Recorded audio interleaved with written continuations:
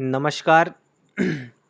चलिए, अगले लेक्चर को लेके हम वापस हाजिर हैं और अभी तक हमने रिलीजन इन इंडिया के पॉइंट ऑफ व्यू से हिंदुइज़्म को कंप्लीट कर लिया है।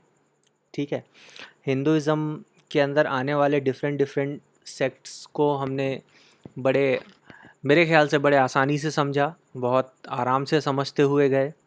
हमने देखा कि कैसे वैदिक पीरियड के बाद, पोस्ट वैदिक पीरियड के बाद हिंदुइज़्म का राइज़ हुआ और एक प्रोमिनेंट रिलीजन इंडिया के अंदर हिंदुइज़्म किसी तरह से बन के उभरा।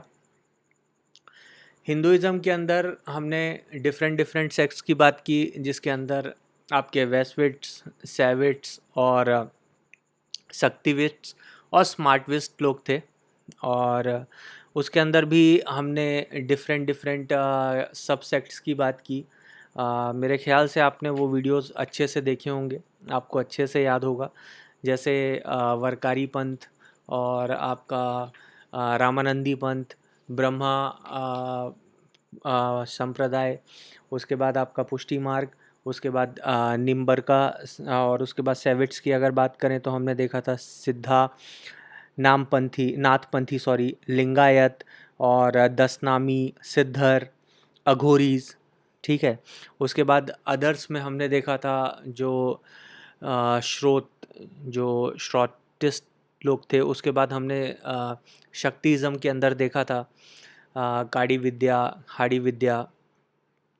और स्मार्टिज़म के अंदर हमने देखा था कि ऐसे कोई प्रोमिनेंट सेक्ट्स जो हैं वो अराइज हुए ही नहीं। ठीक है, छोटे मोटे हुए तो वो कंसिडर करने लायक नहीं है ज़्यादा। देखिए, उसके बाद एंशियंट फेज से आप मेडिवल फेज में मूव करते हुए आएंगे तो आप देखेंगे कि मेडिवल फेज में मुगल्स का अराइवल हो चुका था, ईरानियन इन्वेजन हो चुका था, बहुत सारी चीज़ें मेडिवल फेज के टाइम पे हुई थी। अपने साथ साथ वो अपना रिलीजन भी लेके आए, जिसके कारण कहीं ना कहीं एक मूवमेंट की शुरुआत हुई जिसका नाम था भक्ति मूवमेंट, जिसमें जो इंडियन लिटरेचर था, मतलब हिंदू लिटरेचर की अगर आप बात करेंगे तो हिंदू लिटरेचर्स को लोकल लैंग्वेज में कन्वर्ट किया जाने लगा ताकि वो ज़्यादा से ज़्यादा लोगों तक पहुंच सके, ज़्यादा से ज़्यादा लोग अपने धर्म के साथ कनेक्ट कर सकें। और उस समय दो टर्म आप हमेशा याद रखिएगा मेडिवल फेज में। एक है अलवार, ठीक है, अलवर भी कहते हैं, अलवार भी कहते हैं, ALVAR। और अलवर एक्चुअली में वैष्णविट्स को कहा गया मेडिवल फेज में। और दूसरे थे नैनार, NAYNAR। नैनार जो थे वो शैविट्स थे मेडिवल फेज में। तो मेडिवल फेज में एक कहीं ना कहीं एक रिलीजन की वॉर जो थी वो चल रही थी। धीरे से मॉडर्न फेज़ आया। मॉडर्न फेज़ में यूरोपियन लोगों का आगमन हुआ। यूरोपियन लोग अपने साथ नए कल्चर्स लेके आए, नई सोच लेके आए, इक्वालिटी का कॉन्सेप्ट आया, कुछ रियलिटी का कॉन्सेप्ट आया, ठीक है, डिग्निटी का कॉन्सेप्ट आया, बहुत सारे, ठीक है, ऐसे कॉन्सेप्ट्स अराइज हुए सोसाइटी के अंदर। मतलब धीरे धीरे उनका आगमन हुआ कि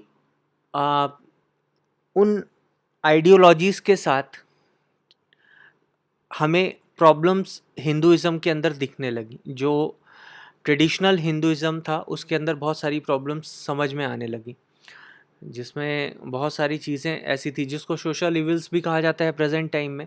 तो ऐसी कई सारी सोशल इविल्स जो हैं वो हमको हिंदुइज़्म के अंदर समझ में आने लगी और ऐसे बहुत सारे मूवमेंट्स चालू हुए जो इन सोशल इविल्स को कहीं ना कहीं डिनाई करते थे।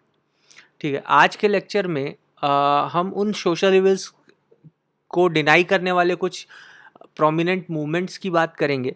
ये आज का लेक्चर ज़्यादा बड़ा नहीं होगा। मैंने इसको पार्ट बाय पार्ट में इसीलिए डिवाइड किया है ताकि आप इन सब चीज़ों को बहुत आसानी से समझ सकें। ये सिर्फ और सिर्फ आपके आर्ट एंड कल्चर के प्रोस्पेक्टिव से काम में नहीं आने वाली है। ये इसके साथ साथ आपके एंशिएंट हिस्ट्री के सेक्शन को भी कवर करते हुए चलेगी और आपको कहीं ना कहीं प्रीलिम्स के लिए एंशिएंट हिस्ट्री में भी काम आने वाली है। तो उन दोनों पॉइंट ऑफ व्यू से आप ऐसा मत सोचिएगा कि आप सिर्फ आर्ट एंड कल्चर कवर करते हुए चल रहे हैं, आप ये भी सोचिए कि पैरेलली आप एंशिएंट हिस्ट्री भी कवर करते हुए चल रहे हैं। हमारी जो लेक्चर सीरीज़ है इसमें बहुत सारी चीज़ें सिर्फ आर्ट एंड कल्चर में, ऐसा नहीं है कि हम सिर्फ नितिन सिंघानिया से चीज़ों को लेके और उस पे ही डिस्कशन करते हुए चल रहे हैं। इसके अलावा भी हमको ऐसी बहुत सारी चीज़ें मिलेंगी। जो चीज़ें नितिन सिंघानिया में अच्छी दी हुई हैं हम उस पे चर्चा तो आराम से करते हुए चल रहे हैं, लेकिन साथ ही साथ एंशिएंट हिस्ट्री के भी बहुत सारी चीज़ों को उठा के और इसमें कवर करते हुए आगे बढ़ते हुए हम चलेंगे। तो ये पैरेलली आपके दोनों चीज़ों को कवर करेगा। और हम बात कर रहे थे हिंदुइज़्म के अंदर ऐसे बहुत सारे मूवमेंट्स की जो जिन्होंने ट्रेडिशनल हिंदुइज़्म के बहुत सारी चीज़ों को कहीं कुछ हद तक कई स्तर तक डिनाई किया। आपने उसमें से एक प्रोमिनेंट मूवमेंट का नाम सुना ही होगा। उस मूवमेंट का नाम था ब्रह्म मूवमेंट। ब्रह्मो मूवमेंट कहा जाता है उसको, हिंदी में ब्रह्म मूवमेंट कहा जाता है, ब्रह्म आंदोलन, ठीक है, जिसने ब्रह्म समाज की स्थापना की थी। राजा राम मोहन राय के बारे में आपने स्कूल लेवल्स में पढ़ा होगा। तो चलिए हमारे लेक्चर की शुरुआत हम राजा राम मोहन राय और ब्रह्म मूवमेंट से करते हैं। आराम से इसको समझते हुए चलते हैं। ज़्यादा बड़ा लेक्चर ये है नहीं। इसमें आप ब्रह्म मूवमेंट, उसके बाद रामकृष्ण मिशन, उसके बाद आर्य समाज, ये तीनों चीज़ों के बारे में पढ़ेंगे। उसके बाद हमारा रिलीजन शिफ्ट होगा और हम धीरे से आएंगे ओरिजिन ऑफ जैनिज़्म और बुद्धिज़्म के बारे में। जैनिज़्म और बुद्धिज़्म का ओरिजिन कैसे हुआ, क्या फैक्टर्स थे जिसके कारण ये मतलब ऐसा नहीं कह सकते कि जिसके कारण इन धर्मों का राइज हुआ, क्या फैक्टर्स थे जिन्होंने इन धर्मों को पुश किया राइज होने के लिए। तो वो सारी चीज़ों को हम समझते हुए चलेंगे और आज हम बुद्धिज़्म और जैनिज़्म के पीछे का बैकग्राउंड समझेंगे और उसका हमारा जो नेक्स्ट लेक्चर होगा वो बुद्धिज़्म और जैनिज़्म की फ़िलॉसफी पे होगा। तो आज के लेक्चर में पहले हम मूवमेंट्स को कवर करेंगे और मूवमेंट्स को कवर करने के बाद हम ये जो बुद्धिज़्म और जैनिज़्म के पीछे का बैकग्राउंड है, ठीक है, जो बैकग्राउंडर है उसको कवर करते हुए आज के लेक्चर में इन सब चीज़ों पे डिस्कशन करेंगे। तो चलिए स्टार्ट करते हैं। सबसे पहले अगर हम बात करें तो ब्रह्म मूवमेंट की बात करते हैं, ठीक है। एक फिगर आपको दिख रहा होगा, राजा राम मोहन राय का है, ठीक है। राजा राम मोहन राय के साथ मैं आपको थोड़ा सा इनकी हिस्ट्री बता दूं। राजा राम मोहन राय एक बहुत इंटेलेक्चुअल पर्सन थे। इन्होंने हिंदुइज़्म रिलीजन के बारे में भी काफ़ी नॉलेज प्राप्त की हुई थी। इसके साथ साथ इन्होंने क्रिश्चियनिटी के बारे में काफ़ी नॉलेज प्राप्त की हुई थी। इन्होंने इस्लाम के बारे में काफ़ी नॉलेज प्राप्त की हुई थी। इन्होंने इवन जो आपका जूडाइज़्म है उसके बारे में भी काफ़ी नॉलेज प्राप्त की हुई थी। तो इन्होंने बहुत सारे लैंग्वेजेस को बहुत डीप स्टडी किया था और इनकी सोच उस कंटेम्प्रेरी टाइम पे बहुत काफ़ी बाकी लोगों से काफ़ी अलग चलती थी। इनके साथ एक घटना ये हुई थी कि इनके जो बड़े भाई थे, जब उनकी डेथ हुई थी तो उनके साथ साथ उनके बड़े भाई की जो वाइफ थी उनको भी साथ में सती कर दिया गया था। सती प्रथा जिनको पता है और जिनको नहीं पता है उनको बता दूं कि सती प्रथा जो है हिंदुइज़्म के अंदर पहले एक रिचुअल हुआ करता था। उसमें ये होता था कि जब भी हस्बैंड की मौत होती थी तो उसके साथ साथ वाइफ को उनकी चिता पर जिंदा जला दिया जाता था, ठीक है। और इसी को कहते थे सती प्रथा, जो एक सोशल इविल था। तो ये सब चीज़ें जब ये घटना उनके सामने हुई तो कहीं ना कहीं इस घटना ने उन्हें पूरी तरह से अंदर अंदर तक झकझोर दिया और इस चीज़ के चलते इन्होंने ब्रह्मो मूवमेंट की स्थापना की 1828 1828 में। ब्रह्म मूवमेंट से ही ब्रह्म समाज की स्थापना हुई, ठीक है। ये एक्चुअली में एक रिफॉर्मिस्ट मूवमेंट था, ठीक है, जो हिंदू रिलीजन के अंदर जितने भी सोशल इविल्स थे उसके ऊपर क्वेश्चन उठाता था। बंगाल रेनेसेंस का टाइम माना जाता है।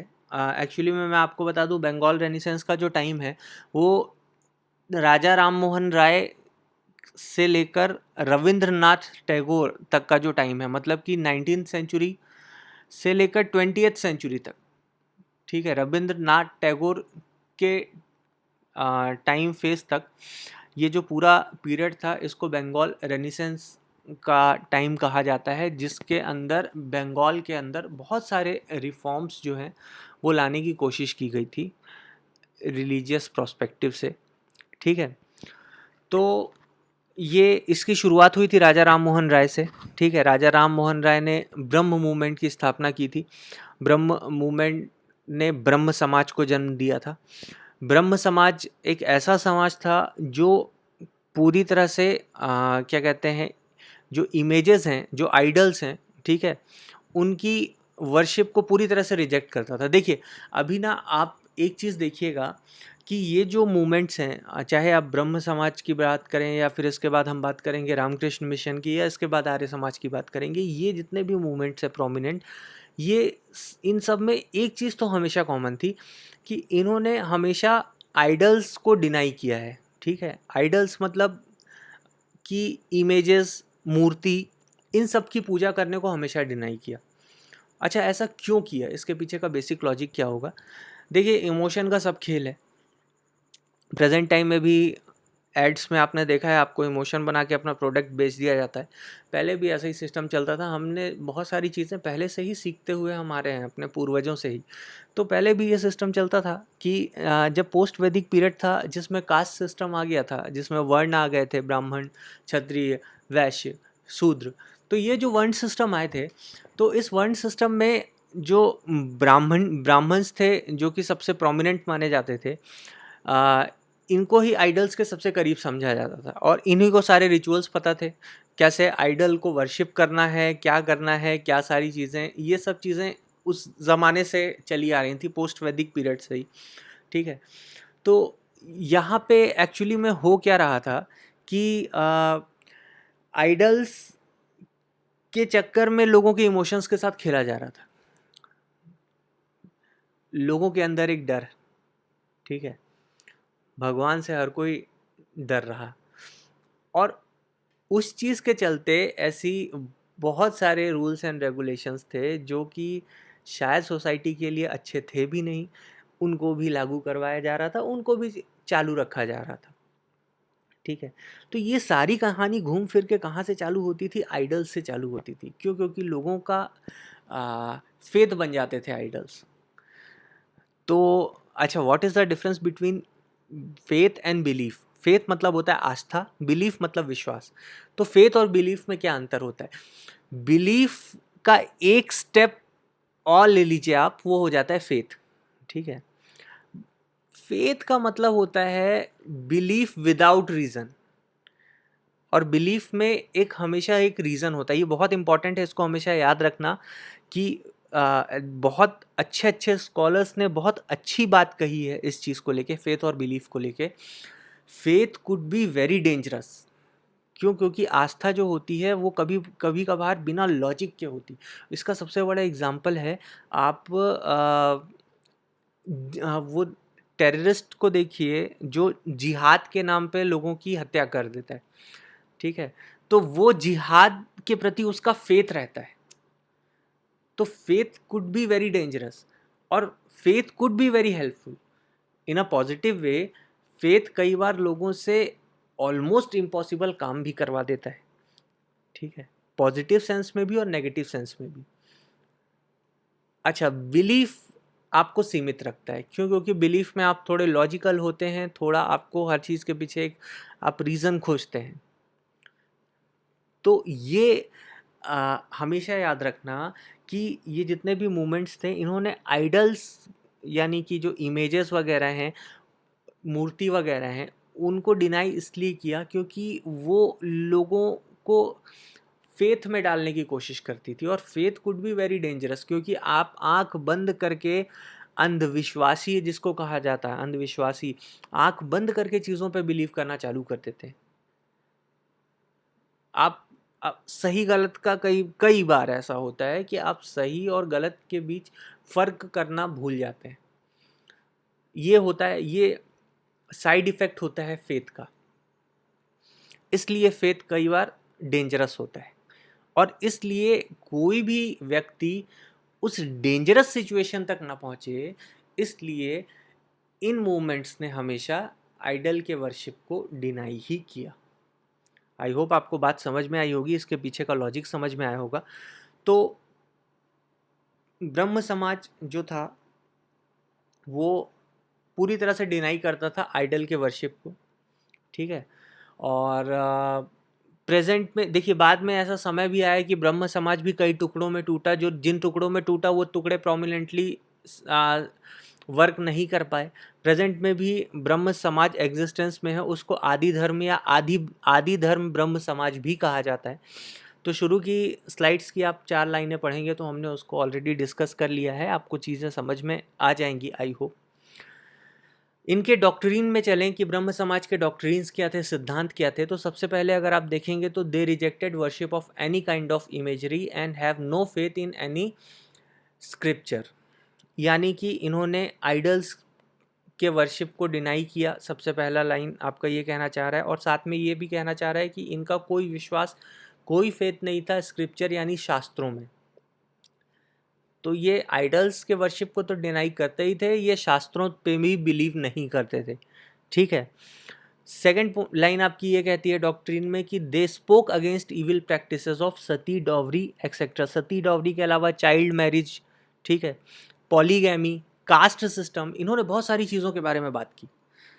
तो इन्होंने सती के खिलाफ आवाज़ उठाई, इन्होंने दहेज के खिलाफ, डावरी के खिलाफ आवाज़ उठाई, इन्होंने जो कास्ट सिस्टम चलने लगा था पोस्ट वैदिक टाइम पे, उसके बारे में इस लेक्चर के लास्ट में बात होगी, आपको चीज़ें अच्छे से समझ में आएंगी। इन्होंने कास्ट सिस्टम के खिलाफ बात करना चालू किया, इन्होंने पॉलीगैमी के खिलाफ बात करना चालू किया। पॉलीगैमी और मोनोगैमी, मोनोगैमी गैमी मतलब एक ही पत्नी वाला, पॉलीगैमी जो बहुत सारी शादियां करता है या जिसके संबंध बहुत सारे, ठीक है, आप समझ रहे हैं, ठीक है। इन्होंने चाइल्ड मैरिज के खिलाफ भी बात की थी। तो इन्होंने बहुत सारे सोशल इविल्स के खिलाफ अपनी आवाज़ उठाई। थर्ड लाइन आपकी कहती है they have no faith in avatars, ठीक है। और इनका अवतार पे कोई बिलीव नहीं था कि विष्णु जी का अवतार कृष्ण बने, विष्णु जी का अवतार राम बने, तो हनुमान शिव के अवतार बने, ये इन सब चीज़ों पे बिलीव नहीं करते थे, ठीक है। ये मोनोथिस्टिक थे और ये पॉलीथिज्म को डिनाई करते थे। नेक्स्ट लाइन आपकी ये कहती है, अच्छा मोनोथिज्म का मतलब ये है कि अगर ये आइडल वर्शिप के खिलाफ थे तो ये कौन से गॉड को मानते थे। तो देखिए समझिएगा, इनके लिए गॉड जो था उसका कोई स्वरूप नहीं था, वो निराकार था, मतलब कि उसका कोई फिगर ही नहीं था, और वो एक निराकार सृष्टि का रचयिता था जिसने पूरे सृष्टि का निर्माण किया था। तो ये उसे मानते थे, साईं बाबा जैसे सबका मालिक एक, तो ये उसे मानते थे। और सबका मालिक एक जो है उसका कोई आकार ही नहीं है, ठीक है, हम उसे डिफाइन नहीं कर सकते कि वो क्या है। तो ये मोनोथिस्टिक थे, ये एक भगवान मांगते थे, मगर वो एक भगवान एक्चुअली में वो उसका कोई प्रोमिनेंट डेफिनेशन वो नहीं लाते थे कि वो भगवान कौन है, क्या है, कैसे हैं। और इन्होंने भी पॉलीथिज्म, तो जब ये मोनोथिस्टिक थे और तो पॉलीथिज्म का तो सवाल ही नहीं पैदा होता। नेक्स्ट लाइन में देखिए ये कहते हैं कि they are against caste restriction, तो हमने इस पर पहले ही बात कर दी थी कि कास्ट सिस्टम के ये खिलाफ थे, ठीक है। अच्छा, ब्रह्मो समाज has faith in the doctrines of Karma and rebirth, ये एक चीज़ पे विश्वास करते थे, डॉक्ट्रिन ऑफ कर्म, ठीक है, कर्म के सिद्धांत पर। कर्म के सिद्धांत को कर्म योग भी कहा जाता है, उसके बारे में हम नेक्स्ट स्लाइड में अभी बात करते हैं। और रिबर्थ के सिद्धांत पे भी कि अच्छे कर्म करेंगे तो आपका जन्म, पुनर्जन्म जो होगा उसमें अच्छी चीज़ें आपको प्राप्त होंगी, अच्छी लाइफ प्राप्त होगी और कष्ट कम झेलने पड़ेंगे। ये सारी चीज़ों पे इनका बिलीफ था कहीं ना कहीं। देवेंद्र नाथ टैगोर, रविंद्रनाथ टैगोर के फादर, ठीक है, और केशव चंद्र सेन, ये भी बहुत प्रोमिनेंट फिगर हैं ब्रह्म समाज के।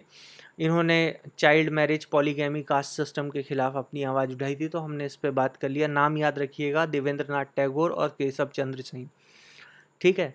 नेक्स्ट और लास्ट लाइन ये कहती है कि कई फॉलोअर्स जो हैं वो ब्रह्म समाज से टूट गए, उन्होंने भारतीय ब्रह्म समाज और साधारण ब्रह्म समाज, ठीक है, ऐसे कुछ सब सेक्शंस बनाने की या नए टाइप के समाज बनाने की कोशिश की, लेकिन ये सारी चीज़ें बहुत लंबे समय तक सस्टेन नहीं कर पाई।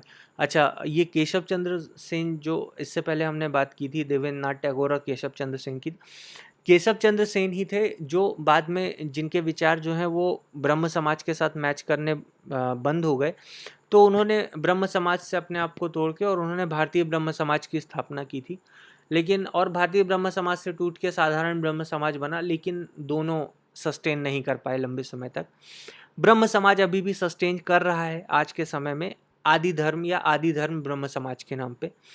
तो ये था जो मूवमेंट्स चालू हुए थे, ठीक है, हिंदुइज़्म के, ट्रेडिशनल हिंदुइज़्म के कई चीज़ों को लेते हुए, ठीक है, उनसे थोड़े से कंटेम्प्रेरी, थोड़े से ऑफशूट जिनको कहा जाएगा, डाइवर्जेंट, कुछ अलग टाइप के मूवमेंट्स, उसमें से सबसे पहला था आपका ब्रह्म मूवमेंट। आई होप आपको चीज़ें समझ में आ गई होंगी। याद रखना बहुत ज़रूरी है क्योंकि क्वेश्चन इससे पूछता है, उसमें कोई शक की बात नहीं है। नेक्स्ट अगर बात करेंगे दूसरे मूवमेंट की, तो वो था आपका रामकृष्ण मिशन, ठीक है। रामकृष्ण परमहंस जो कि स्वामी विवेकानंद के गुरु थे, उनके नाम पर स्वामी विवेकानंद ने रामकृष्ण मिशन की स्थापना की थी, फाउंड किया था इसको। इसको नियो हिंदुइज्म भी कहा जाता था। नियो हिंदुइज्म का मतलब होता है नव हिंदुइज्म, यानी कि हिंदू नए तरीके का अपना एक हिंदुइज्म। देखिए, रामकृष्ण परमहंस की अगर आप बात करें, थोड़ा सा इसके बारे में आपको बताना चाहूँगा कि रामकृष्ण परमहंस की बात करें तो वो काली के उपासक थे, ठीक है, वो बहुत प्रोमिनेंट काली के उपासक उनको माना जाता था। स्वामी विवेकानंद की अगर आप बात करें तो स्वामी विवेकानंद जो थे वो पहले रामकृष्ण मिशन को फाउंड करने से पहले ब्रह्म समाज के साथ वो जुड़े हुए थे, ठीक है। तो ब्रह्म समाज के साथ वो जुड़े हुए थे, लेकिन बाद में उन्होंने अपने आप को ब्रह्म समाज से अलग कर लिया था। वो उन्होंने ब्रह्म समाज से अपने आप को अलग तब किया था जब वो रामकृष्ण परमहंस से मिले थे, और वहाँ से उनकी लाइफ का एक नया चैप्टर चालू हुआ, और वो उन्होंने रामकृष्ण परमहंस से बहुत सारी शिक्षाएं ग्रहण की और आगे चल के रामकृष्ण मिशन की स्थापना की। देखिए, ये अगर ब्रह्म मूवमेंट की बात करें या आगे चल के हम आर्य समाज पढ़ेंगे अभी, उसकी बात करें तो उन दोनों के कंपैरिजन में ये काफ़ी लिबरल थे, रामकृष्ण मिशन वाले, ठीक है। ये एक्चुअली में ये गॉड को डिवोटेड थे पूरी तरह से, लेकिन ये भी ऐसा आइडल्स को पूजने वाले लोग नहीं थे। हालांकि देखिए, स्वामी विवेकानंद का ये कहना था कि गॉड इज़ एवरीवेयर, गॉड हर जगह है, वो इस दीवार में भी है, सामने वाले व्यक्ति में भी है, वो हर जगह है। तो उसको एक मूर्ति के रूप में सीमित करके और पूछने की कोई बात, कोई समझदारी की नहीं है। हालांकि मैं आपको एक बात और बताना चाहूँगा कि उन्होंने कभी आइडल्स को डिनाई नहीं किया कंप्लीटली, ठीक है। इसलिए कई स्कॉलर्स ये कहते हैं कि ऐसा कहना गलत है कि ये आइडल्स के खिलाफ थे, ठीक है, क्योंकि खुद स्वामी विवेकानंद ने कई बार आइडल्स के बारे में बात की है। और देखिए, इसमें कोई गलत बात नहीं है। मैं क्योंकि पहले ऐसा था कि रिलीजन मेरे लिए लीस्ट इंटरेस्टेड टॉपिक हुआ करता था, लेकिन अब रिलीजन जो है वो मेरे लिए काफ़ी इंटरेस्टिंग टॉपिक हो चुका है, और मैं बहुत पिछले कुछ दिनों से काफ़ी सारी रिलीजन से रिलेटेड बुक्स पढ़ रहा हूँ, जिसमें बहुत अच्छी अच्छी बातें निकल के सामने आई हैं। उसमें से कई सारी बातें मैं आप लोगों के साथ शेयर करता हूँ। और ऐसा कहना गलत होगा, मैं आपको बताता हूँ। ये बात सही है कि स्वामी विवेकानंद ने कई बार कहा है कि आइडल्स की पूजा करनी चाहिए, ठीक है। देखिए, उन्होंने ऐसा किस प्रोस्पेक्टिव से कहा वो भी मैं आपको बता देता हूँ। एक्चुअली में उन्होंने कहा था कि अगर कोई चीज़ को करने से हमें आत्मिक रूप से शांति प्रदान होती है, ठीक है, कोई भी ऐसी चीज़ करने से हमें पीस ऑफ माइंड मिलता है, तो peace of mind is very important. क्योंकि जब हमारा माइंड जो, देखिए, स्वामी विवेकानंद के बारे में आप सभी जानते हैं, साधना में बैठ जाते थे वो योग करने, ठीक है, तो काफ़ी कई घंटों तक वो मेडिटेशन करते रहते थे। क्यों करते थे? क्योंकि उन्हें पीस ऑफ माइंड जो थी वो उसके बहुत ज़्यादा एडमायरर रहे हैं। तो इसलिए वो इस प्रोस्पेक्टिव में बोलते थे कि अगर आइडल्स की पूजा करने से किसी को पीस ऑफ माइंड मिलता है तो डेफिनेटली उसको आइडल्स की पूजा करनी चाहिए, ठीक है, और उसे वो पीस ऑफ माइंड कहीं ना कहीं खोजना चाहिए। बट अगर दूसरे सेंस में देखेंगे तो एक हिसाब से ये लोग आइडल्स की पूजा करने को डिनाई भी करते थे। क्यों? क्योंकि वो बोलते थे कि आप किसी एक आइडल में, एक इमेज में आप गॉड को लिमिट करके नहीं रख सकते। God is everywhere. तो आपको अगर पूजा करनी है तो या तो आप हर जगह कीजिए, जो कि पॉसिबल नहीं है, ठीक है। तो आप इमेज की पूजा करना बंद करिए।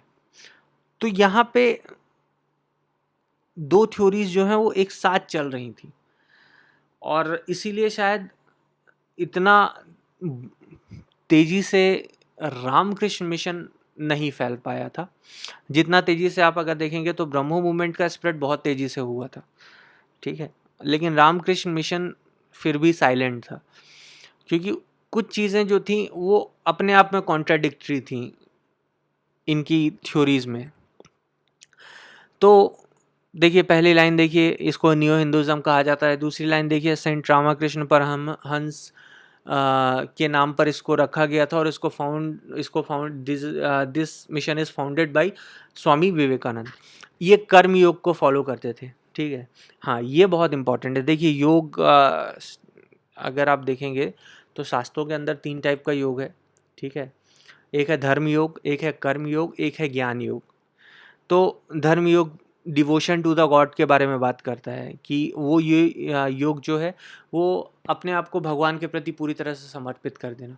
ज्ञान योग जो है वो नॉलेज के पीछे पूरी तरह से अपने आप को समर्पित कर देना। कर्म योग जो है वो ये कहता है कि निस्वार्थ भाव से लोगों की मतलब ऐसे कर्म करना, लोगों की सेवा नहीं, निस्वार्थ भाव से ऐसे कर्म करना जो सबके लिए बेनिफिशियल हो। Selfless work which are selfless work which are beneficial to everyone। everyone भी नहीं कहिए तो मतलब beneficial to people, ठीक है, जो लोगों के लिए बेनिफिशियल है ऐसे कर्म करना, वो कॉन्सेप्ट है आपका कर्म योगा का। तो ये एक्चुअली में कर्म योग को फॉलो करते थे कि ऐसे कार्य करें जो लोगों को बेनिफिट दें, ठीक है, जो लोगों के लिए बेनिफिशियल हो। ये they advocated supreme devotion to the God, हमने इसके बारे में बात कर ली कि ये गॉड को तो मानते थे, बट वो ये नहीं कहते थे कि गॉड को आप किसी इमेज के अंदर लिमिट कर दें। नेक्स्ट लाइन उसकी यही कहती है, they say that God is everywhere and formless and the purpose of man is to find him, ठीक है। भगवान हर जगह है, उसका कोई फॉर्म नहीं है, ठीक है, और इंसान का बेसिक पर्पज़ है गॉड को ढूंढना।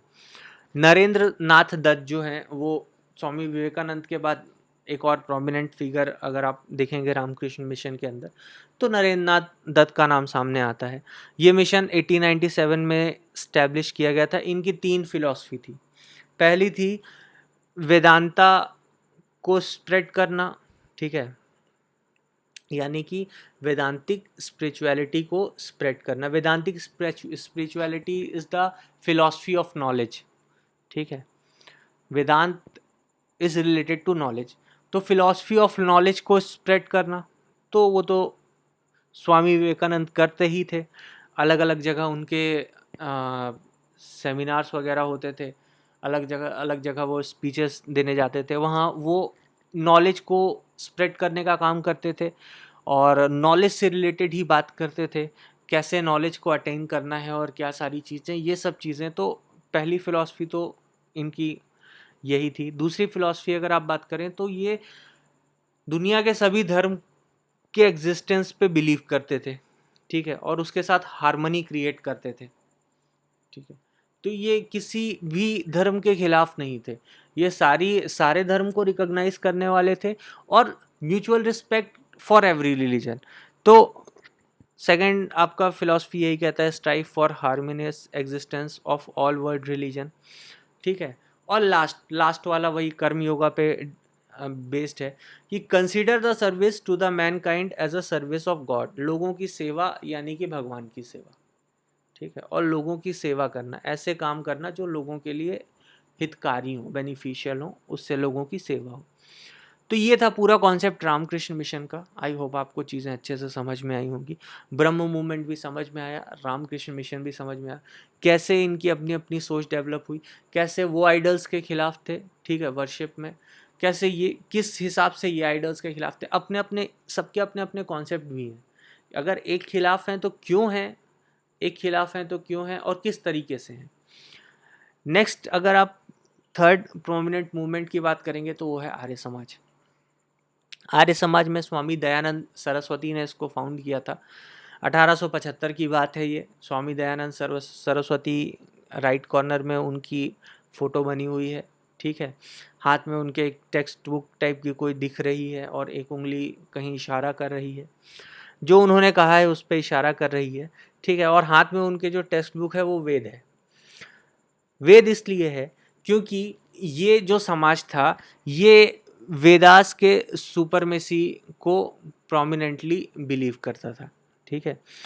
ये भगवान आइडल्स पे बिलीव नहीं करता था। ये समाज ऐसा था जो बोलता था कि वेद जो हैं वो सुप्रीम है, जो चारों वेद हैं वही सुप्रीम है, भगवान नहीं है, ठीक है।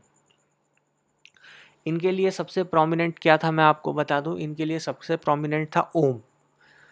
ओम जो वेद में प्रोमिनेंटली यूज हुआ था, ये सुप्रीम मानते थे ओम को। इनका मानना ये है कि ओम ही सृष्टि का रचयिता है और ये ओम के कॉन्सेप्ट को ही फॉलो करते हैं। ओम, आई होप आप सब समझ रहे होंगे, ओम नमः शिवाय का सबसे पहला वाला ओम, ठीक है। तो इनके लिए सबसे प्रोमिनेंट था ओम, और ये वेदास को ही सुप्रीम मानते थे और वेदास को ही फॉलो करते थे। तो सबसे पहली लाइन देखिए, Swami Dayanand Saraswati founded in 1875, they prominently believe in the supremacy of Vedas, ठीक है। Arya Samaj is a monotheistic Hindu reform movement that promotes belief of Vedas, ठीक है। They also reject worship of idols, तो इस पर तो अब बात करने की कोई चर्चा ही नहीं है। आप हमने पहले डिस्कस कर लिया, आपको समझ में आ ही गया होगा कि ये भी आइडल्स के खिलाफ ही होंगे कहीं ना कहीं। आर्य Samaj is an Arya Samaj is active in many countries along with India, USA, Canada, Australia, south Africa etcetera.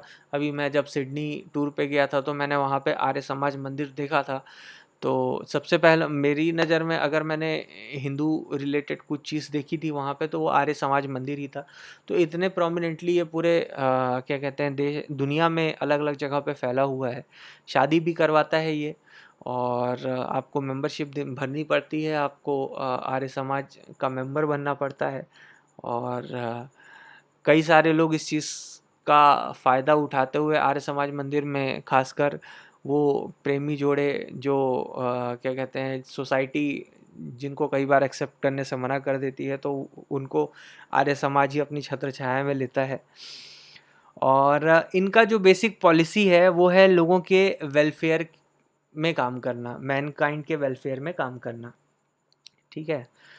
इनके बहुत सारे एजुकेशनल स्कूल हैं, इनके ट्रस्ट हैं, इनके दुनिया जहान के 50 चीज़ें हैं, ठीक है।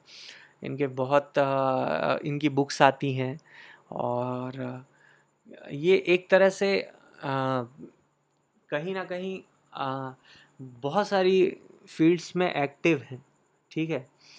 दे फॉलो आइकोनोक्लाज्म, वही आइकॉन और इमेज के या मोनूमेंट्स के अगेंस्ट रहना, तो वो तो पहले हमने आइडल्स में ही कवर कर लिया है, ठीक है।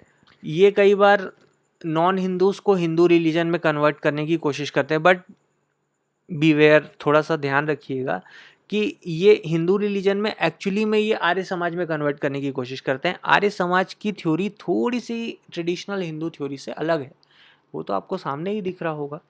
तो ये एक्चुअली में यहाँ पे अगर ये लिखा हुआ है कि नॉन हिंदूज़ को हिंदूज़ में कन्वर्ट करने की बात, तो नॉन हिंदूज़ को हिंदूज़ में कन्वर्ट करने की बात से मतलब ये है कि ये एक्चुअली में उन लोगों को आर्य समाजी बनाने की कोशिश करते थे, ठीक है। करते थे क्या, करते हैं आज के टाइम पे भी। किसी को शादी करना होगा तो चले जाना, आप आर्य समाज के मेंबर बन जाओगे, तो ये वो चीज़ करते हैं, ठीक है। लेकिन अब देखिए आर्य समाज का मतलब ये नहीं है कि इसमें कुछ चीज़ें ही हिंदू ट्रेडिशन से अलग हैं, बट क्योंकि वेदा इनका भी सुप्रीम है, हिंदू रिलीजन का भी वेदा सुप्रीम था, तो बहुत सारी चीज़ें जो हैं वो ऑलमोस्ट मैच खाती हैं। अप्रॉक्सीमेटली 97-98% चीज़ें, सिर्फ 1-2% चीज़ें जो है वो डाइवर्जेंट हैं, कुछ कुछ अलग हैं। ठीक है, इन्होंने शुद्धि को स्टार्ट किया था। शुद्धि एक मूवमेंट है जिससे ये कन्वर्जन किया जाता था नॉन हिंदूज़ का हिंदू में। तो ये था थोड़ा सा आर्य समाज के बारे में डिस्क्रिप्शन। इसको अच्छे से पढ़ना, इसके नोट्स बनाना और ये सब चीज़ों को याद रखना। ठीक है, एक ही चीज़ तीनों में जो मोस्ट कॉमन है वो यही है कि तीनों कहीं ना कहीं आइडल की वर्शिप को डिनाई करते थे। चलिए, तो यहाँ पे आपका जो हिंदू, हमने हिंदुइज़्म पढ़ा, हिंदुइज़्म के अंदर अलग अलग सेक्ट पढ़े, उसके बाद कुछ रिफॉर्म मूवमेंट्स पढ़े, और यहाँ पे हिंदुइज़्म जो है वो आपका पूरी तरह से कंप्लीट होता है। अब हम बात करेंगे इंडिया के अंदर जन्मे कुछ और रिलीजन्स के बारे में। ठीक है, हम सिर्फ इंडिया के अंदर जन्मे की बात नहीं करेंगे, आगे चल के कुछ लेक्चर्स के बाद इस्लाम वगैरह भी आएंगे, वो इंडिया के अंदर नहीं जन्मे हैं। बट अब हम अदर रिलीजन्स की बात करेंगे जो इंडिया के अंदर प्रोमिनेंटली पाए गए, ठीक है, या पाए जाते थे। तो उसमें अगर हम जो अब सबसे इम्पॉर्टेंट यूपीएससी के पॉइंट ऑफ व्यू से बहुत फेवरेट हो जाता है उनका, वो है जैनिज़्म और बुद्धिज़्म। ठीक है, तो जैनिज़्म और बुद्धिज़्म के बारे में बात करेंगे, लेकिन जैनिज़्म और बुद्धिज़्म के बारे में बात करने से पहले हम उसके थोड़े से बैकग्राउंडर के बारे में बात करेंगे। आज का लेक्चर हमारा बैकग्राउंडर तक ही रहेगा। वो बैकग्राउंडर समझना बहुत ज़रूरी है, क्योंकि अगर वो समझ में आ गया, देखिए बहुत सारे लोग, मैं ऐसे किसी की बुराई नहीं कर रहा, लेकिन बहुत लोगों को मैंने देखा है जैनिज़्म और बुद्धिज़्म जब पढ़ाते हैं तो बस जैनिज़्म की थ्योरी ये थी, उनकी फ़िलॉसफ़ी ये थी, तो ये उनकी डॉक्ट्रिन थी, तो ये उनके प्रोमिनेंट क्या कहते हैं फिगर्स थे। बुद्धिज़्म की डॉक्ट्रिन ये थी, ये उनके प्रोमिनेंट फिगर्स थे, ऐसा था, ये शहर गए, यहाँ गए, वहाँ गए, ख़त्म कहानी। अब होता क्या है कि 3 बार 4 बार जैनिज़्म बुद्धिज़्म पढ़ने के बाद भी लोगों के दिमाग में वो चीज़ें नहीं आ पाती। क्यों नहीं आ पाती? उसका पीछे बेसिक रीज़न है कि ये सब चीज़ों के बेस से बहुत कम लोग इस चीज़ को बेस से उठाते हैं कि ये चीज़ें आई कहाँ से, कैसे जन्म लिया, क्या हुआ, कैसे हुआ, तब जाके फिर चीज़ें आपके लिए आसान बनती हैं। वो चीज़ें फिर दिमाग में रहती है। तो हम आज के लेक्चर में इसी चीज़ पे सबसे ज़्यादा फोकस करेंगे कि जैनिज़्म और बुद्धिज़्म की शुरुआत कहाँ से हुई, क्यों हुई, क्या कारण थे। मैंने क्लास में कई बार इस चीज़ को डिस्कस किया है, बट फिर भी इसको ज़्यादा डिटेल में अभी आपको समझना अनिवार्य है आपके लिए। तो जैनिज़्म और बुद्धिज़्म को समझने से पहले, उससे पहले हमको श्रमण ट्रेडिशन के बारे में जानना होगा। ठीक है, श्रमण ट्रेडिशन कहा जाता है उसको, श्रमण परंपरा कहा जाता है उसको। ब्रिटिशर्स उसको शर्मन ट्रेडिशन का कहते थे, क्योंकि श्र उनसे बोला नहीं जाता था, और शर्मन वो शर्मन जोशी वाला, तो शर्मन ट्रेडिशन कहते थे। तो कई जगह आपको श्रमण ट्रेडिशन मिल जाएगा, कई जगह आपको शर्मन ट्रेडिशन मिल जाएगा। ठीक है, कई पुरानी लिटरेचर में भी उसको शर्मन ट्रेडिशन कहा गया है। तो ये क्या था श्रमण ट्रेडिशन, श्रमण परंपरा? ठीक है, और श्रमण ट्रेडिशन के चलते ही जैनिज़्म, बुद्धिज़्म, आजीविकास, अज्ञान और चारवाक, ये ऐसे different different philosophy, different different religions का जन्म हुआ। तो प्रोमिनेंटली अभी हम मोस्ट इम्पॉर्टेंट पढ़ेंगे जैनिज़्म और बुद्धिज़्म, और आजीविकास, अज्ञान और चारवाक, ये क्या थे, इसके बारे में हम आने वाले लेक्चर्स में बात करेंगे। ये सारी चीज़ें आपको क्लियर होंगी। तो चलिए सबसे पहले बात करते हैं श्रमण ट्रेडिशन के बारे में कि ये एक्चुअली में क्या था। ठीक है, देखो, श्रमण किसको कहा जाता है, बात को समझो। ठीक है, जो लोग, ऋषि मुनि का नाम आपने सुना है, ठीक है, सब जानते हैं ऋषि मुनि। तो ये ऋषि मुनीष को श्रमण कहा जाता था। ठीक है, जो एसेटिक लाइफस्टाइल जीते थे। ठीक है, जो सारी मोह माया त्याग के तपस्वी जीवन जीना चालू कर चुके थे, प्रारंभ कर दिया था जिन्होंने, ठीक है। जंगलों में रहते थे, ज़्यादा क्या कहते हैं, जितने भी क्या कहते हैं कनेक्शन है एंटायर वर्ल्ड से, उससे वो कट ऑफ हो जाते थे। तो वो ये ट्रेडिशन को जो फॉलो करते थे उनको श्रमन्स कहा जाता था एक्चुअली में। और ये ऐसा नहीं है कि श्रमण ट्रेडिशन जो है अभी हम पढ़ रहे हैं तो ये प्रोमिनेंटली अभी आया था, कि बुद्धिज़्म और जैनिज़्म से के जस्ट पहले या कुछ समय पहले आया था। नहीं, ये वेदास के टाइम से ही एग्जिस्ट कर रहा था, ठीक है। वेदास के टाइम से ही वो सारे ऋषि मुनि जो क्या कहते हैं जो तपस्वी जीवन जीना चालू कर देते थे, जो एसेटिक लाइफस्टाइल जो है वो फॉलो करना चालू, एसेटिक यानी कि तपस्वी लाइफस्टाइल फॉलो करना चालू कर देते थे, उनको श्रमण उस समय से कहा जाता था। बट हुआ क्या कि पोस्ट वैदिक सिस्टम के बाद ये जो वर्ण सिस्टम आया, जिसके अंदर आपका ब्राह्मण, क्षत्रिय, वैश्य, शूद्र, ये जो वर्ण सिस्टम आया इसने चीज़ों को चेंज कर दिया, ठीक है। नई इकोनॉमीज जनरेट हो रही थी, एग्रीकल्चर जनरेट होना चालू हुआ, ठीक है, कैटल रियरिंग जनरेट होना चालू हुआ, लोगों की लाइफस्टाइल चेंज होने लगी, ठीक है। और जितने भी डिवोशनल चीज़ें थे उससे सबसे ज़्यादा अटैच ब्राह्मण होने लगे। तो ये सब चीज़ें जो है वो सोसाइटी के अंदर एक चेंज लेके आ रही थी। तो चेंज लेके आने के कारण लोगों का लाइफस्टाइल भी बदला था, लोगों का जीने का तरीका भी बदला था, बहुत सारी चीज़ें ऐसी हुई थी जिससे जो पुरानी ट्रेडिशंस थी, जो पुरानी परंपराएं थी, वो लगभग धूमिल होती जा रही थी। तो उस समय तो पहले भी ये प्रोमिनेंटली था, बाद में भी ऐसा हुआ कि उस समय भी आ, ऐसे बहुत सारे लोग थे जो ये श्रमण परंपरा को ही फॉलो करना चाहते थे, ठीक है, और उस लाइफस्टाइल में जाना चाहते थे जहाँ पे क्या कहते हैं आपका पूरा एस्थेटिक जो पूरा लाइफस्टाइल है वो वापस अडॉप्ट कर सकें। तो मगर अगर आप, तो मैंने आपको ये बताने की कोशिश की कि ये एग्जिस्ट तो पहले से ही कर रहा था, वेदास के टाइम से ही कर रहा था। बट हुआ क्या था, क्योंकि ये सब ग्रेजुअल शिफ्ट हो रहा था लाइफस्टाइल में, ठीक है, लोगों के जीवन यापन में। कास्ट सिस्टम, वर्ण आने के बाद कास्ट सिस्टम आ चुका था। तो ये सब चेंजेस के चलते, ठीक है, एक मूवमेंट फिर से एग्जिस्ट करना चालू हुआ जो जिसमें बहुत तेजी आई थी। वो था आपका श्रमण मूवमेंट, जिसमें बहुत सारे लोगों ने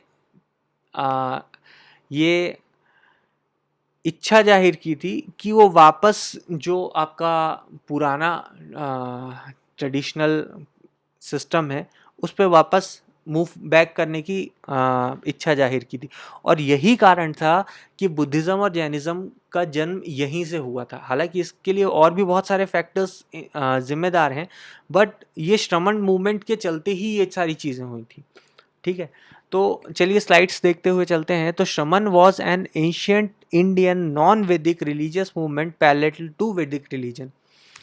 However, it took a divergent path, rejecting Vedic Hindu ritualism and authority of Brahmins, the traditional priest of the Hindu religion. ठीक है, हाँ। अब समझिए एक और चीज़, जो एक्चुअली में ये जो श्रमण लोग थे, ठीक है, आपके लिए थोड़ा सा इसको इजी कर देता हूँ। जो ऋषि मुनि थे, कहने का मतलब है जो ऋषि मुनि थे, ये भी ये कास्ट सिस्टम को डिनाई करते थे एक्चुअली। ये कहते थे कि वेदास में तो कभी इसके बारे में बात हुई नहीं। आप समझिएगा बात को। तो वेदास में तो कभी कहीं नहीं कहा गया कि कास्ट सिस्टम लेके आओ। तो जब बाद में पोस्ट वैदिक टाइम में इसको इवॉल्व कर लिया गया, ठीक है, ब्राह्मण्स को ऋषि मुनि पूरी तरह से डिनाई करते थे, ठीक है। वो सीधे सिरे से नकार देते थे कि ब्राह्मण्स जो हैं वो अपने आप को क्लेम जरूर करते हैं कि we are close to the God, but they are not close to the God, ठीक है। वो ब्राह्मण्स को कहीं से भी ट्रेडिशनल प्रीस्ट का दर्जा देते ही नहीं थे। तो ये एक कॉन्फ्लिक्ट चल रहा था। तो जिसके कारण हुआ क्या कि अब कई तरह से ब्राह्मण के एग्जिस्टेंस को क्वेश्चन किया जाने लगा, ठीक है। तो एक मूवमेंट चालू हुआ वापस, ठीक है, वापस मूवमेंट चालू हुआ कि वापस उसी एस्थेटिक लाइफस्टाइल में की तरफ मूव करते हैं, और वही मूवमेंट था आपका श्रमण मूवमेंट। ठीक है, तो आई होप आपको पहली लाइन समझ में आ जाई गई होगी कि ये एक्चुअली में नॉन वैदिक रिलीजियस मूवमेंट था, जो कि वेदा, खासकर वैदिक हिंदुइज्म।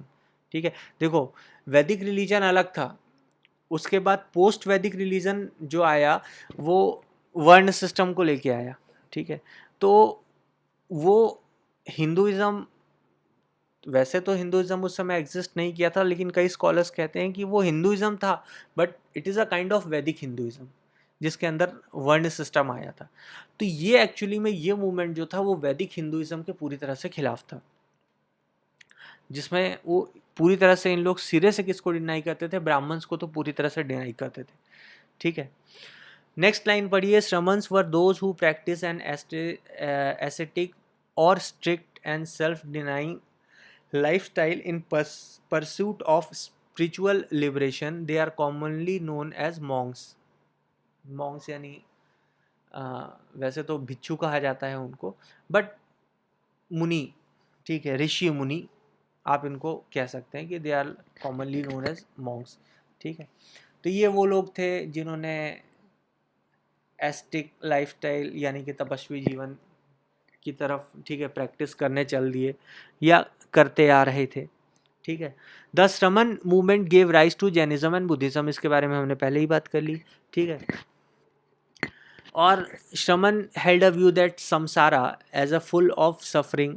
ठीक है, जो संसारा है वो पूरी तरह से फुल ऑफ सफरिंग, दुख से भरा हुआ है। ठीक है, इस, और वो क्या कहते हैं, अहिंसा यानी कि अहिंसा इसको कहा जाता है, अहिंसा परमो धर्म। तो अहिंसा को प्रैक्टिस करते थे। ठीक है, और वो कठोर तपस्वी हुआ करते थे। ठीक है, वो कर्म और मोक्ष पे बिलीव करते थे, और वो कहते थे कि रीबर्थ जो है वो अनडिजायरेबल है। ठीक है, जबकि उसके अगेंस्ट में अगर आप जो वैदिक्स के बारे में देखें तो वो गॉड पे बिलीव करते थे। वो बोलते थे कि गॉड को की पूजा करें, गॉड के क्या कहते हैं, गॉड के लिए सेक्रीफाइसेस वगैरह करेंगे तो इससे गॉड खुश होंगे, तो आपको मोक्ष की प्राप्ति होगी। तो आप क्या कहते हैं, आपको जो साइकिल ऑफ रीबर्थ है, ठीक है, उसमें नया जन्म जो मिलेगा वो भी अच्छा जन्म मिलेगा। जैसे कहते हैं ना कि बुरे कर्म करोगे तो अगले जन्म में कुत्ता बिल्ली कुछ कीड़े मकोड़े ये सब 64 लाख योनियों में इंसान जो है, आत्मा जो है वो घूमती रहती है, ऐसा सब पुराने बुक्स में कहा गया है। तो कहीं ना कहीं वेद इस तरह की बात करता था कि सैक्रिफाइसेस दीजिए, ठीक है, रिचुअल्स परफॉर्म करिए गॉड के लिए, तो उन सब से गॉड खुश होंगे तो आपको मोक्ष मिलेगा। जबकि क्या कहते हैं, समसारा बोल रहा हूँ, श्रवण जो है वो कहते थे कि अहिंसा को प्रैक्टिस कीजिए, तपस्या कीजिए, इससे आपको, आप अच्छे कर्म रखिए तो आपको मोक्ष की प्राप्ति होगी। तो कहीं ना कहीं ये आइडियोलॉजीज जो हैं वो आपस में एक दूसरे को क्या कर रही थी, एक दूसरे से डाइवर्जेंट हो रही थी। ये मैरिड लाइफ के खिलाफ थे, डोमेस्टिक लाइफ के खिलाफ थे, इन्होंने तपस्वी पाथ जो है वो पूरी तरह से अपना लिया था। ठीक है, और ये ब्राह्मण्स के अथॉरिटी को रिजेक्ट करते थे, तो उसके बारे में भी हमने बात कर ली। वैदिक रिलीजन की अगर आप बात करें तो 1750 से लेकर 1500 बीसी तक का जो टाइम पीरियड था वो वैदिक फेज कहा जाता है। ठीक है, ये अप्रॉक्सीमेटली है, क्योंकि 1750 से भी नहीं, कई लोग 1500 से 500 बीसी भी कहते हैं, क्योंकि इंडो आर्यंस का आगमन उसी समय हुआ था और उस समय फिर वेदा की शुरुआत हुई थी और ये सारी चीज़ें। ठीक है, तो ये जो ट्रेडिशन था श्रमण ट्रेडिशन, यहाँ से राइज हुआ था जैनिज्म और बुद्धिज़्म का। अच्छा, ये राइज क्यों हुआ था उसके पीछे भी एक अलग कहानी है जो अभी हम डिस्कस करेंगे, लेकिन आपको ये समझना बहुत ज़रूरी है कि जो ड्राइविंग फोर्स था इन सब के पीछे वो था आपका श्रमण ट्रेडिशन, जो कि ट्रेडिशन एक्चुअली में बहुत पहले से एग्जिस्ट कर रहा था, लेकिन लोग उसको भूलते जा रहे थे, वो सारी चीज़ें अब चेंज होती जा रही थी। तो वो सारी चीज़ें जब चेंज होती आ रही थी तो एक मूवमेंट चालू हुआ जो लोगों को वापस उन सब चीज़ों की तरफ मोल्ड करना चालू करने की बात कहने लगा कि वही that is the real path, उसी पाथ पे चलना इज़ द बेटर थिंग। और ये वैदिक फिलॉसफी या पोस्ट वैदिक फिलॉसफी जो कह रही थी वो एक अलग ही पाथ पे लेके जा रही थी। वो बोल रही थी कि ये कास्ट सिस्टम को फॉलो करते हुए चलो और इस तरीके से चलो, ब्राह्मण की पूजा करो, ये सब चीज़ें हैं ऐसा वैसा। और वो इंसान और गॉड के बीच जो माध्यम है जिससे आपकी गॉड की कनेक्टिविटी होगी, आपकी और गॉड की, वो होगा ब्राह्मण। तो इस पाथ से चलो और ऐसा चलो, उनकी सुपरमेसी को मेंटेन करते हुए चलो, ये सब चीज़ें। तो कहीं ना कहीं ये दोनों आइडियोलॉजीज़ जो हैं तो इनमें क्लैश चालू हुआ, और इस क्लैश चालू होने के बाद ये मूवमेंट जो है वो तेज़ी से फैलने लगा। और इसी मूवमेंट का रिजल्ट था कि जैनिज़्म और बुद्धिज़्म का बर्थ हुआ। तो चलिए देखते हैं जैनिज़्म और बुद्धिज़्म का बर्थ किस तरह से हुआ, क्या सारी चीज़ें हुई। राइज ऑफ जैनिज़्म और बुद्धिज़्म बहुत इंपॉर्टेंट है, बहुत ध्यान से समझना, ठीक है। श्रमण एक बार नहीं भी समझ में आए, आपको बस इतना याद रहे कि ये एक मूवमेंट है जिसके कारण इसका राइज हुआ, और ऐसा ऐसा था इसमें कि ये तपस्वी जीवन की तरफ आपको मोल्ड करने की बात कहता था, जो कि कंटेम्प्रेरी सोसाइटी में बहुत सारा चेंजेस आ चुके थे। तो तब भी चल जाएगा, लेकिन यहाँ से चीज़ों को थोड़ा सा ध्यान से समझते हुए चलिएगा। देखिए, इसके बारे में स्लाइड को 2 मिनट के लिए भूल जाइए, मेरी बातों पे ध्यान दीजिए, ठीक है। हम बात कर रहे हैं पोस्ट वैदिक, ठीक है, टाइम फेज की। पोस्ट वैदिक टाइम फेज यानी कि वेदास का टाइम लगभग लगभग ख़त्म होने को है, ठीक है। यानी कि ये 5th-6th सेंचुरी की बात हो रही है, यानी कि ये आपका 600 BC या 500 BC, ठीक है। ये कुछ उस समय का टाइम पीरियड है जिस समय की ये बात चल रही है। तो उस समय हुआ क्या आपको समझना होगा कि देखिए, वर्ण सिस्टम जो है वो आ चुका था। वर्ण सिस्टम जो है वो आ चुका था। उसके अंदर 4 वर्ण थे। आपका एक था ब्राह्मण, दूसरा था आपका क्षत्रिय, तीसरा था वैश्य, चौथा था शूद्र, ठीक है। अब हम एक बात करते हैं मिड गैंगेटिक प्लेन्स की, ठीक है। मिड गैंगेटिक प्लेन्स में अगर आप देखेंगे तो प्रोमिनेंटली आपको यूपी और बिहार का प्रेजेंट लोकेशन का एरिया आप इमेजिन कर लीजिए अपने दिमाग में। तो वो जो एरिया था वो एक्चुअली में क्या था कि गंगा का मैदानी इलाका था, मिड गैंगेटिक प्लेन्स थी, ठीक है। वहाँ पे क्या कहते हैं, वहाँ की मिट्टी बड़ी उपजाऊ हुआ करती थी, और इसके कारण क्या है कि वहाँ पे जंगल जो है वो बहुत प्रोमिनेंटली फैले हुए थे, ठीक है। बहुत ज़्यादा जंगल जो है वहाँ पे फैले हुए थे। और ये जो बुद्धिज़्म और जैनिज़्म है, ये इसका राइज उसी एरिया से चालू हुआ था, मिड गैंगेटिक प्लेन्स के अंदर, यूपी और बिहार के एरिया से ही चालू हुआ था। अभी अगर ये स्टोरी को आप ध्यान से सुनेंगे तो आपको पूरा इनकी जो बैक हिस्ट्री है उसके बारे में चीज़ें अच्छे से समझ में आ जाएंगी। तो चलिए अब थोड़ा स्लाइड को देखते हुए चलिए। तो in the 5th and 6th century BC many religion sects arose in the mid Gangetic plains. Second line बोलता है out of this Jainism and Buddhism were most important. लगभग लगभग 62-63 प्रोमिनेंट अलग अलग रिलीजियस सेक्ट जो हैं उस समय जन्मे थे, कहाँ पे, मिड गैंगेटिक प्लेन्स के अंदर, ठीक है।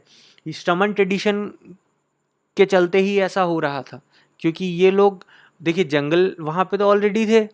तपस्वी लोग कहाँ जाते हैं, जंगल में तो जाते तपस्या करने। कौन आप थोड़ी ना अपने बालकनी में बैठ कर तपस्या करेगा। तो जंगल जाते थे, और जंगल वहाँ पे बहुत ज़्यादा थे। तो वहाँ पे जो एसेटिक लोग थे वो बहुत ज़्यादा थे, श्रमण ट्रेडिशन को फॉलो करने वाले लोग, और इसलिए उन्होंने बहुत प्रोमिनेंटली वहाँ पे वो सारी चीज़ों को फैलाना चालू किया, ठीक है। तो ये जो पूरा कहानी था ये कहाँ का था, 5th-6th सेंचुरी के आसपास, ये मिड गैंगेटिक प्लेन्स के एरिया की बात ही थी। यहाँ पे बहुत सारे रिलीजियस सेक्ट्स, मैं बता रहा हूँ अप्रॉक्सीमेटली 63-64 रिलीजियस सेक्ट्स जो हैं उनका जन्म हुआ था, और उसमें से जैनिज्म और बुद्धिज़्म जो है वो बहुत प्रोमिनेंट थे। बाकी छोटे छोटे थे, एग्जिस्ट नहीं कर पाए, ये है वो है, लेकिन जो एग्जिस्ट भी किए, आज भी फॉलो हो रहे हैं, उसमें जो सबसे प्रोमिनेंट थे वो थे जैनिज्म और बुद्धिज़्म, ठीक है।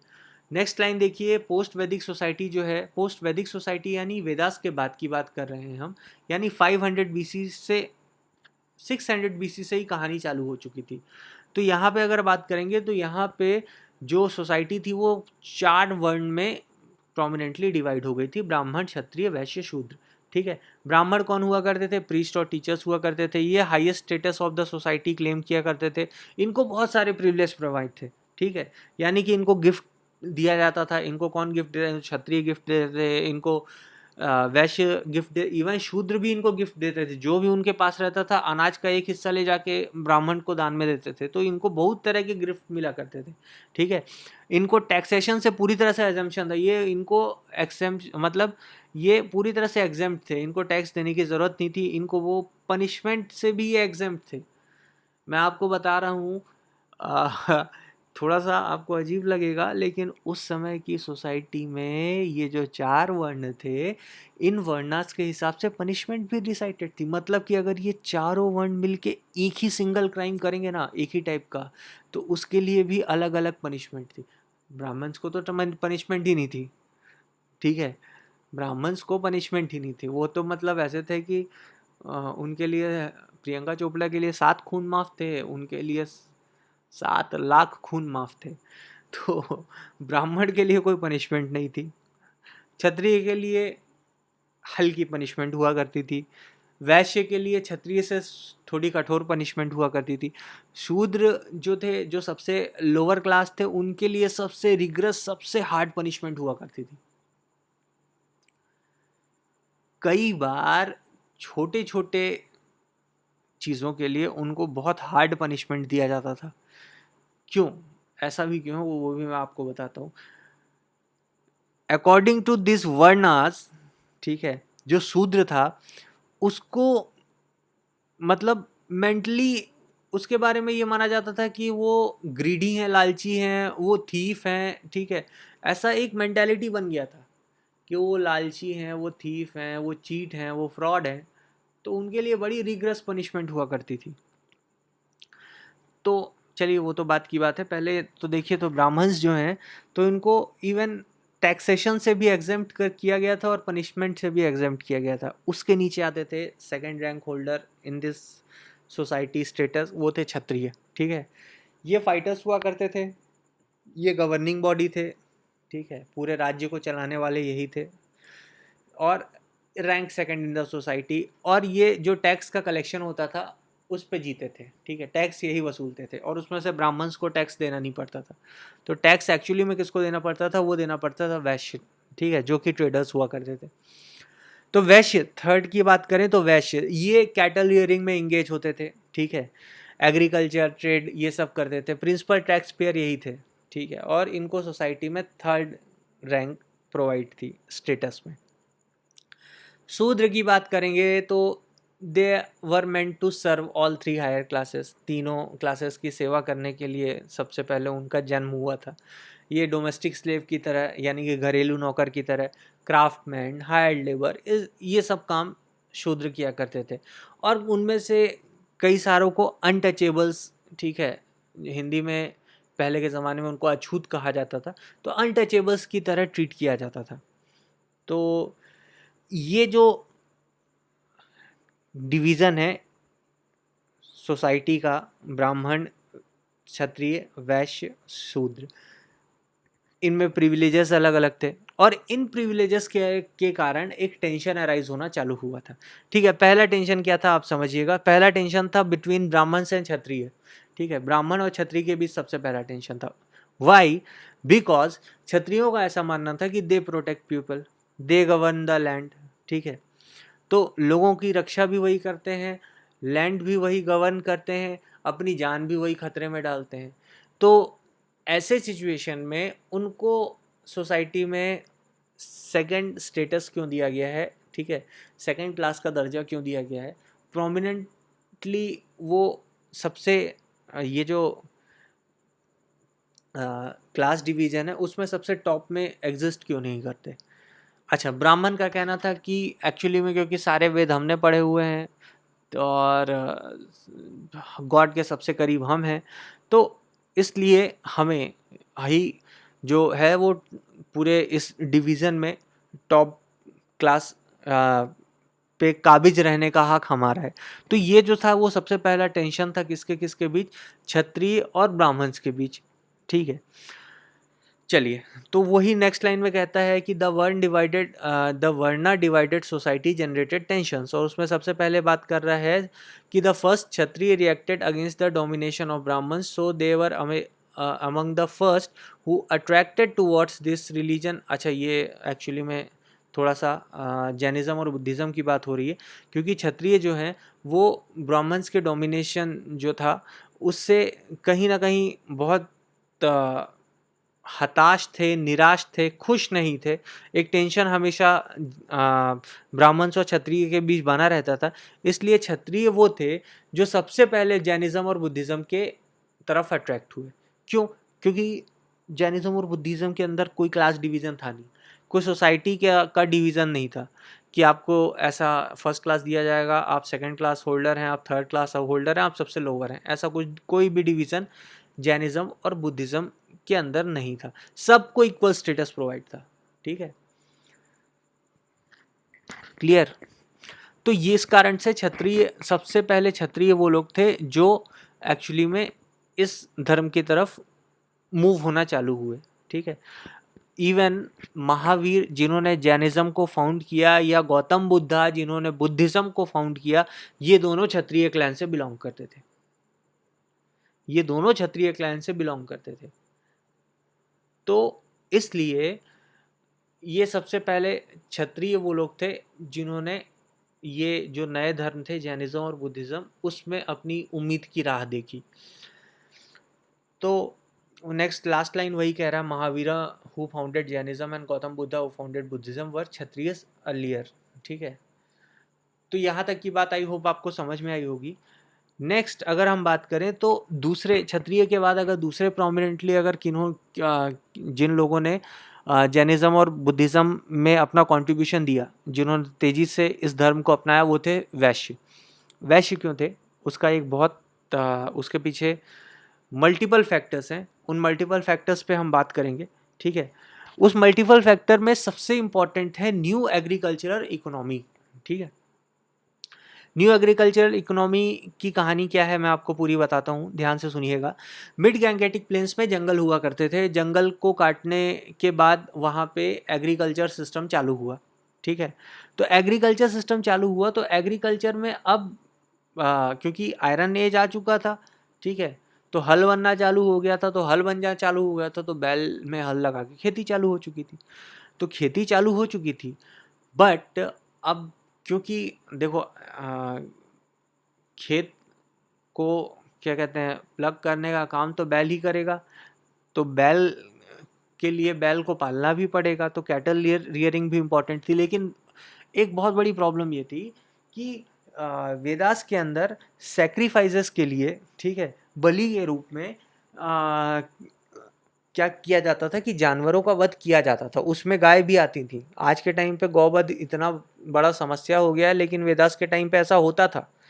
आप पुरानी हिस्ट्री बुक्स उठा के पढ़ लीजिए, इस पे कोई न्यूज़ रूम वाला चर्चा नहीं करता।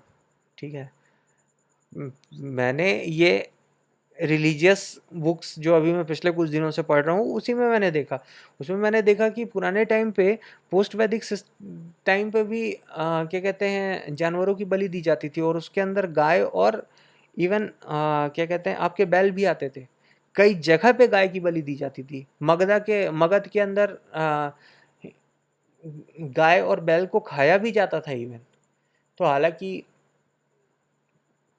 वो पुरानी बातें हैं, लेकिन हाँ ठीक है। तो नई एग्रीकल्चरल इकोनॉमी जो मिड गैंगेटिक प्लेन्स में आई, तो जंगलों को काटा गया, जंगलों को काटा जाने के बाद वहाँ पे खेती चालू हुई, खेती चालू होने के साथ वहाँ पे कैटल रियरिंग चालू हुई। ठीक है, तो कैटल रियरिंग चालू हुई, थोड़ा सा उस एरिया का डेवलपमेंट हुआ। उस एरिया का डेवलपमेंट होने के बाद वहाँ पे कॉइन यूज़ किया गया। तो फर्स्ट टाइम अगर आप एविडेंस देखें तो मैं सील्स वगैरह की बात नहीं कर रहा हूँ, ठीक है, जो आपके हड़प्पन सिविलाइजेशन वगैरह में पाए गए थे, उसको अभी भी प्रोमिनेंटली नहीं पता चल पाया है कि उसका यूज़ किस तरह से होता था। लेकिन अगर आप क्या कहते हैं, कॉइन्स का इस्तेमाल देखेंगे,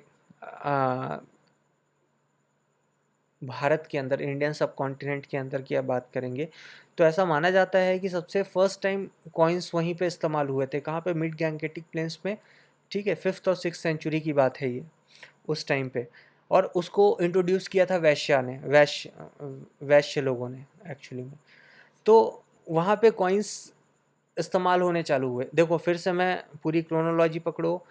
मिड गैंगेटिक प्लेन्स में फॉरेस्ट थे, उसको काटा गया। उसको काटा जाने के बाद वहाँ पे क्या कहते हैं, खेती चालू की गई। खेती चालू करने के बाद वहाँ पे कैटल रियरिंग चालू हुई, ठीक है, पशुपालन।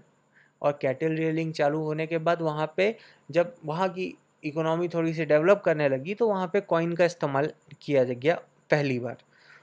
उस कॉइन के इस्तेमाल ने सब चीज़ों को काफ़ी आसान बना दिया, ठीक है। लोगों को बहुत फैसिलिटी प्रोवाइड हो गई कॉइन के आने से। अब बार्टर देखिए, पहले बार्टर सिस्टम चलता था कि मुझे आलू चाहिए, आपको प्याज चाहिए। तो मेरे पास आलू है, मुझे आलू चाहिए, आपको प्याज चाहिए। आपके पास आलू है, मेरे पास प्याज है, तो ठीक है, मुझे आलू दे दो, आप प्याज ले लो। ये सिस्टम चलता था। लेकिन प्रॉब्लम ये होती थी कि अब आपको ऐसे आदमी को खोजना पड़ता था जिसकी नीड आपके नीड से मैच करे, और जिसको उस चीज़ की नीड हो जो आपके पास हो, और आपको उस चीज़ की नीड, आपको जिस चीज़ की नीड हो वो उसके पास हो। तो ऐसा थोड़ा सा प्रॉब्लम क्रिएट होता था। लेकिन कॉइन के आने के बाद से ये प्रॉब्लम ख़त्म हो गई, ठीक है।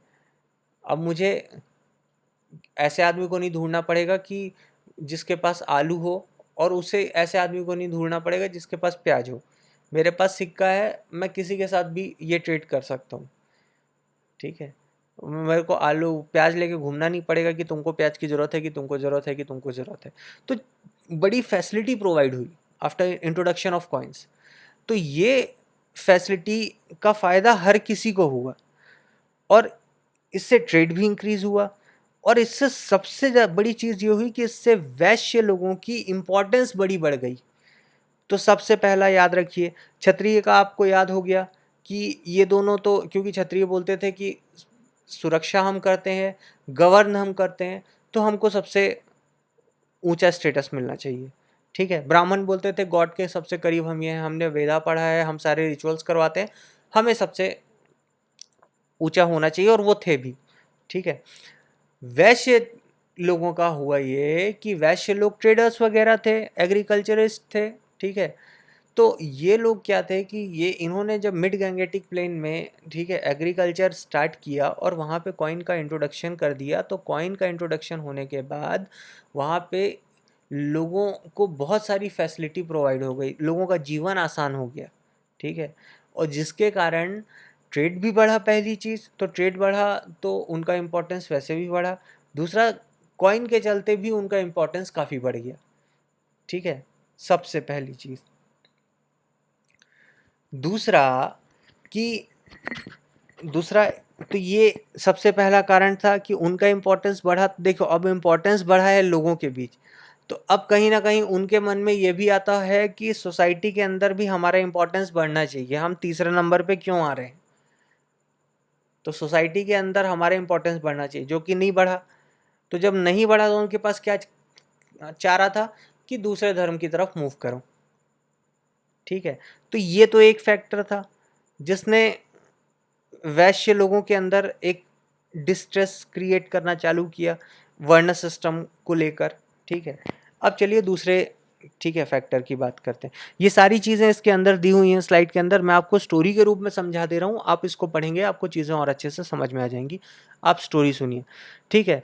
दूसरा जो फैक्टर था वो ये था कि उसके उसके लिए जैनिज़्म और बुद्धिज़्म की बात अगर करें तो ये दोनों जो थे ये नॉन वायलेंस की बात करते थे, अहिंसा या अहिंसा जिसको कहा जाता है, ठीक है, सत्य अहिंसा।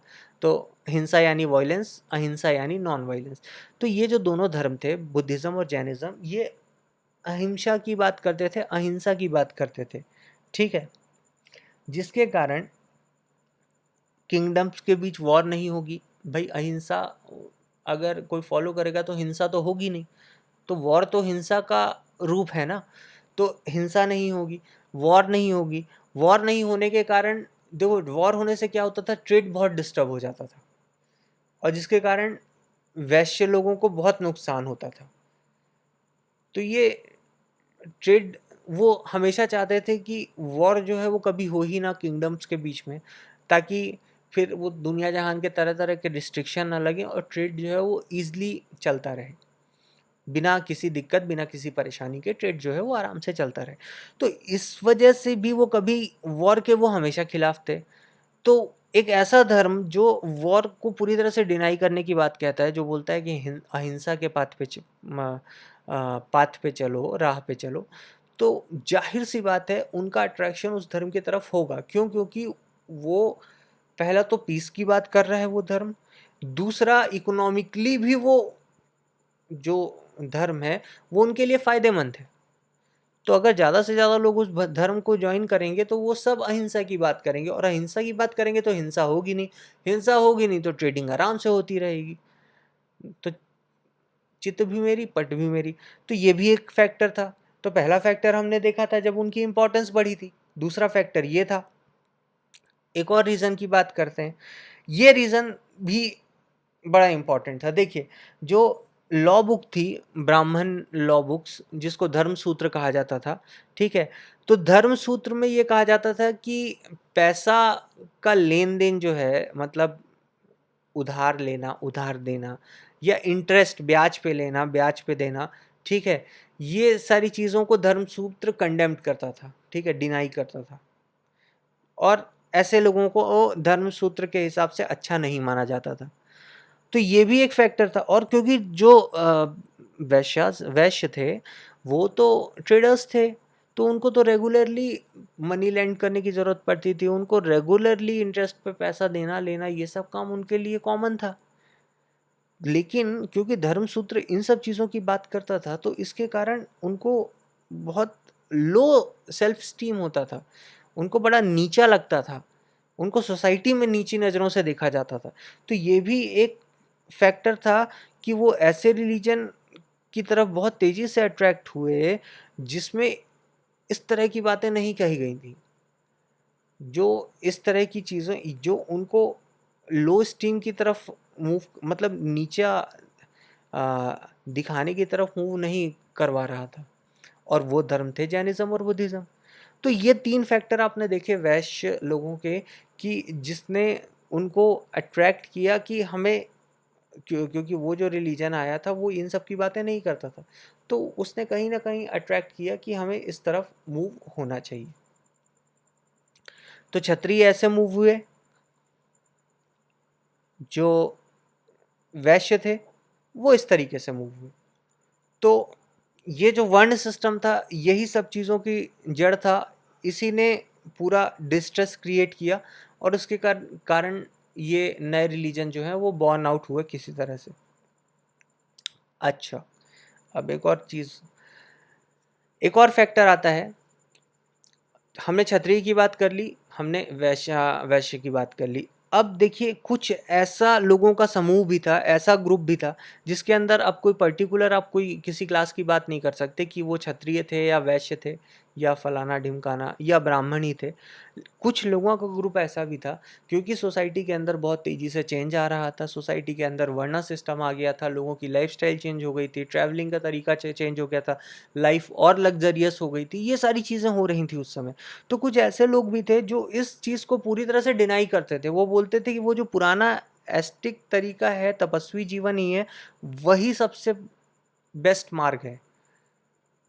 हमारे वेदा उसी मार्ग को अपनाने को कहते हैं बहुत सारे, ठीक है, चीज़ों में उसी मार्ग को अपनाने का जिक्र हुआ है।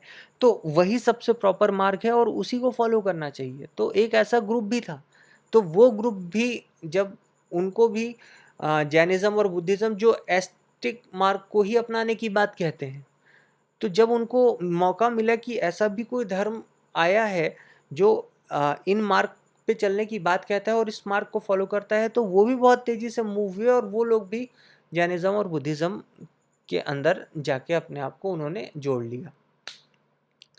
तो ये थे क्षत्रिय, ये थे वैश्य, ये थे कॉम्बिनेशन ऑफ क्षत्रिय वैश्य, और उसमें ब्राह्मण लोग भी आ जाएंगे, ऐसे भी कुछ लोग थे। तो इन सब का एक कॉम्बिनेशन जो तेज़ी से मूव हुआ किधर, जैनिज़्म और बुद्धिज़्म में, ठीक है।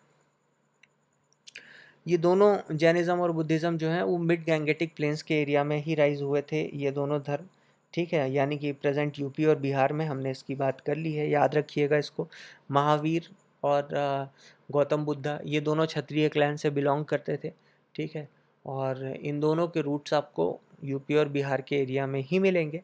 बहुत तेज़ी से राइज़ हुआ, हालाँकि जैनिज़्म उतना तेज़ी से राइज़ नहीं हो पाया जितना तेज़ी से बुद्धिज़्म राइज़ हुआ। क्या था उनकी फ़िलॉसफ़ी क्या थी? क्या फैक्टर्स थे जिसके कारण वो डिक्लाइन हुए और क्या सारी चीज़ें थीं, ठीक है? इन सब की बातें हम नेक्स्ट लेक्चर में करेंगे। 2 दिन इन लेक्चर्स को सुबह-शाम सुनिए, इससे नोट्स बनाइए और इसको याद रखिएगा। प्रीलिम्स के पॉइंट ऑफ व्यू से भी इम्पोर्टेंट है, मेंस के भी पॉइंट ऑफ व्यू से इम्पोर्टेंट है, क्वेश्चन पूछते हैं मूवमेंट से भी। और जब तक आपको बैकग्राउंडर नहीं पता होगा जैनिज़्म और बुद्धिज़्म का, तब तक आप आगे की चीज़ों को अच्छे से समझ नहीं पाएंगे। हमारा नेक्स्ट लेक्चर जो होगा वो पूरी तरह से जैनिज़्म और बुद्धिज़्म पे डिपेंडेंट लेक्चर रहेगा, जिसमें हम जैन फ़िलॉसफ़ी और बुद्ध फ़िलॉसफ़ी की बात करेंगे। नेक्स्ट लेक्चर देखने से पहले एक बार फिर से जैनिज़्म और बुद्धिज़्म के का बैकग्राउंडर रिवाइज़ करने के बाद और नेक्स्ट लेक्चर में मूव करिएगा तो आपको चीज़ें आसानी से समझ में आएँगी। और चलिए बहुत ही जल्द मिलते हैं आपसे नए लेक्चर्स के साथ। तब तक के लिए आप लोग अपनी स्टडीज़ कंटिन्यू रखिए और अपने डाउट्स जो भी हैं वो हमारे टेलीग्राम के ग्रुप में ही या फिर मुझे पर्सनली व्हाट्सएप करके आप आराम से पूछ सकते हैं। और अभी तक ज़्यादा क्वेश्चंस अराइज़ नहीं हुए हैं, तो मेरे ख़्याल से चीज़ें आपको समझ में आ रही हुई, आई होप सो। और नितिन सिंघानिया को फॉलो करते रहिएगा। हालाँकि नितिन सिंघानिया में इतनी सारी बातें नहीं दी हुई हैं, जो हमारे लेक्चर्स में कई सारी एडिशनल चीज़ें भी चलती हैं, but as a revision source आप इसको तो यूज़ करेंगे ही, साथ में नितिन सिंघानिया को भी करते रहिएगा। बहुत ही जल्द आपसे मुलाकात होगी, तब तक के लिए आप सभी स्वस्थ रहें, सुरक्षित रहें और अपनी पढ़ाई कंटिन्यू करते रहें। Thank you.